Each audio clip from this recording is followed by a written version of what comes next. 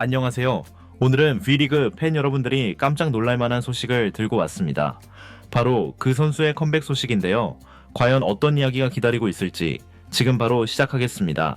재밌게 보실 준비 되셨다면 구독과 좋아요 잊지 마세요. 흥국생명이 이번에도 팬들을 깜짝 놀라게 만들었습니다. 이번엔 실업리그에서 우승 트로피와 공격상을 동시에 거머쥔 박민지를 전격 영입한 사실이 전해지면서 배구계가 술렁이고 있는데요. 박민지가 누구냐는 반응부터 도대체 어떤 선수길래 흥국생명이 다시 품었냐는 이야기까지 팬들 사이에 궁금증이 폭발하고 있죠. 사실 박민지는 GS칼텍스에서 수련 선수로 시작해 기업은행을 거쳐 실업 무대로 내려갔다가 다시 공격력을 입증하며 돌아온 보기 드문 케이스인데요.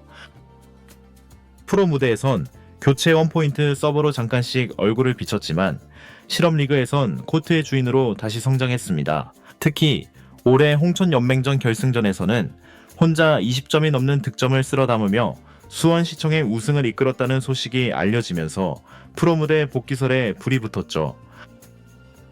그리고 그 주인공을 흥국생명이 잡아냈습니다.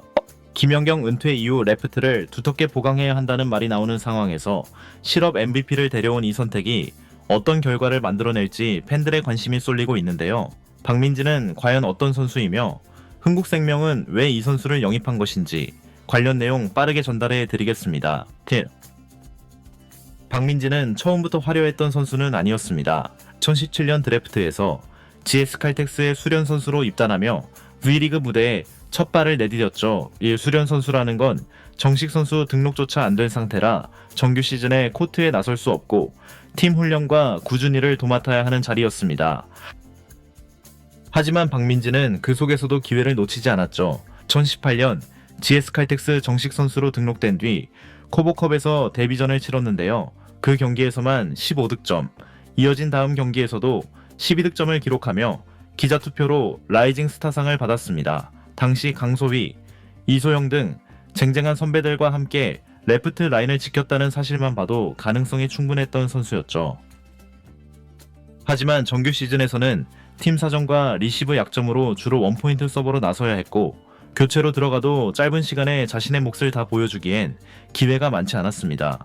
당시 표승주가 IBK 기업은행으로 이적하면서 박민지는 더 많은 기회를 잡을 것으로 기대됐지만 리시브 불안이 발목을 잡았고 권민지, 한송이 등과 경쟁에서 밀리면서 출장 기회를 자주 잃었죠.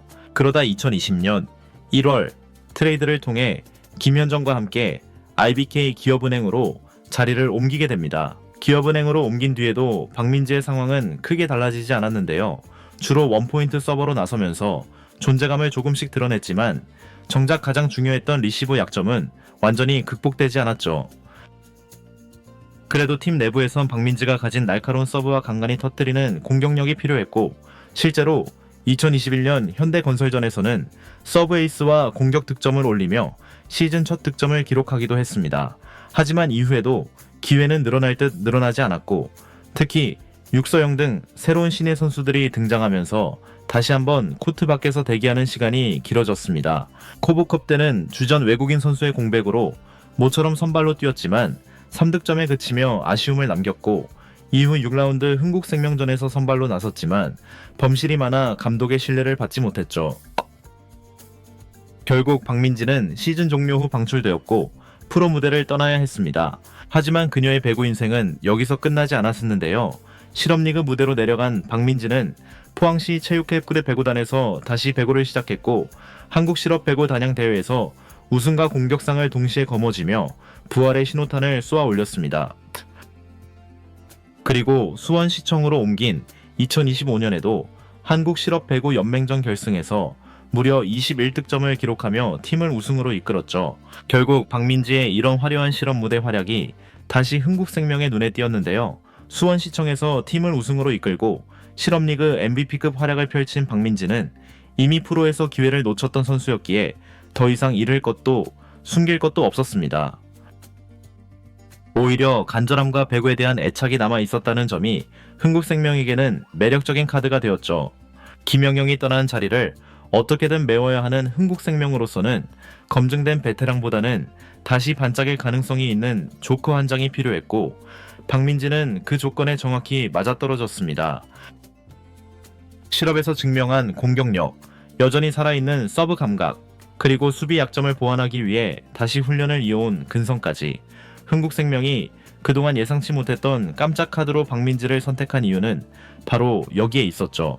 팬들 사이에서도 실업 MVP가 드디어 돌아왔다. 리시브만 버텨주면 신데렐라가 될 수도 있다라는 기대 섞인 반응이 쏟아지고 있습니다. 이제 관심은 하나로 모이고 있는데요. 과연 박민지가 이번에는 정말로 기회를 잡을 수 있을까 하는 점이죠. GS칼텍스와 IBK 기업은행 시절 원포인트 서버와 교체 카드로만 소모됐던 박민지가 이번 흥국생명에서는 과연 어떤 역할을 맡게 될지 벌써부터 팬들의 기대와 우려가 엇갈리고 있습니다. 흥국생명이 공식적으로 밝힌 박민지의 역할은 외곽 자원 보강이지만 내부적으로는 레프트 뎁스를 다층화해 내부 경쟁 구도가 만들어질 수 있다는 분석도 나오고 있죠. 이 과정에서 박민지가 리시브 약점만 어느 정도 지워내면 언제든 깜짝 선발로 코트를 밟을 가능성이 있다는 이야기까지 나오고 있습니다. 실업에서 증명한 스코어링 능력과 승부사 기질이 이번에는 제대로 터질 수 있을지 이제 모든 시선은 박민지에게 쏠려 있죠. 박민지가 이번에 흥국생명 유니폼을 입고 다시 프로 무대에 서게 된 배경에는 분명 구단의 계산이 깔려 있습니다. 흥국생명은 김연경 은퇴 이후 외곽 자원 운영이 만만치 않은 상황이었고 정윤주 같은 신예가 급성장하고는 있지만 기존 선수들에게 전적으로 의존하기에는 긴 시즌이 버겁다는 분석이 많았죠. 박민지는 실업리그에서 이미 우승 트로피와 공격상을 가져가며 득점력이 살아있다는 점을 스스로 증명했는데요. 물론 아직 리시브와 디펜스는 약점으로 꼽히지만 원포인트 서버로만 쓰이던 시절과 달리 이번에는 자신이 직접 만들어낸 공격 찬스를 마무리할 수 있다는 기대치가 붙고 있습니다.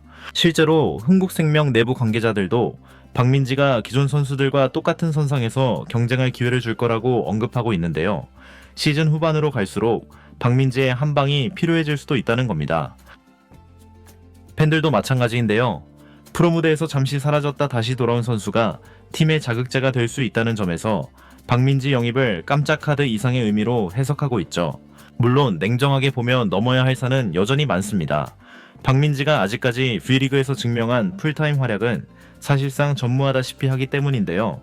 몸 상태, 경기 감각, 긴장감 속 리시브, 결정적 순간의 범실 억제력까지 하나하나 다시 증명해야 하죠.